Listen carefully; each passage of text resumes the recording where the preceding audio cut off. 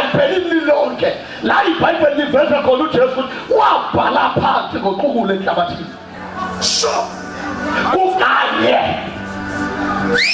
usathile into iphathwa phala kanje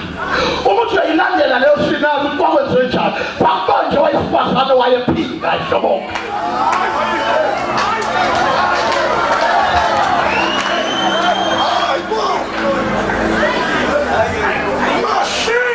oh hallelujah bayenza konke abantu in fact lilithi iBhayibheli ba-oshamatshe bonke phansi ney'bhokodo sebembamba uqotsheni basebemqhuba bamqhuba bamisa kuJesu but now simbamba uqotsheni ephinda uJesu wayesethi kwenzeni wathi ephinda wayesebaleka wayesenhlabathini wafike wangathi inyakazisa wayesabi Jesu yena nawo ngesikhathi ephinda intabatho wayesetshekha amarekhodi alaba bammangalelayo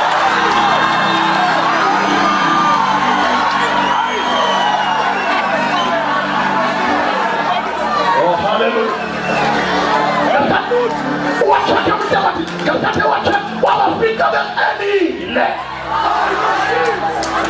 wayesetonga nakala kakoshiba njalo wasekataka make zabheka olomo kaJesu livumelana namarekhodi oh hallelujah praise the Lord hallelujah hallelujah let me say this khona lento abathi philosophy of the cross ukuhlakanipha nobuchwepheshe besiphambano kanye ne-chemistry of the blood ubuyoningo begazi ngesikhathi uJesu elele esiphambanweni maningi amagazi engiwathandayo aphuma yena khona elinye elaphuma leplaza lashaya iphide ihle lingaboni labona khona elinye elagijima nomzimba kaJesu bathi-ke khona elimfihli gazi lona elingayanga phezulu elavela laphuma lehla ngogodo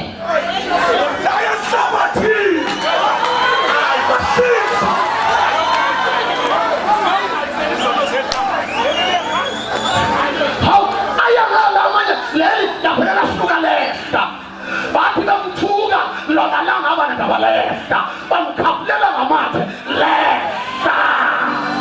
bamnikeza ubhilika lehla liyaphi liqonde enhlabathini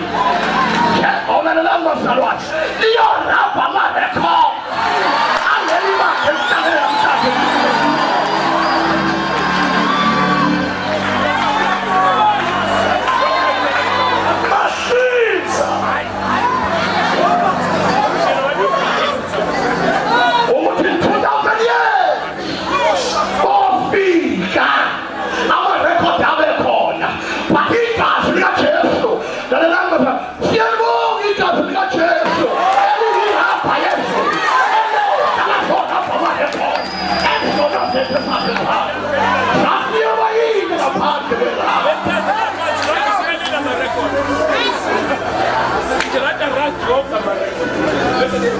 noma simele simi ngenxa yamarekhodi simi ngenxa yerabha simi ngenxa yerabha can somebody say phambili ngerabha yezulu phambili siyaphasike abanye abantu nokuthi bawetha kanti celebrate lapha yasuka kangaka yakuzuze manje yakosha amarekhodi eteyise wakhava yamashe wasula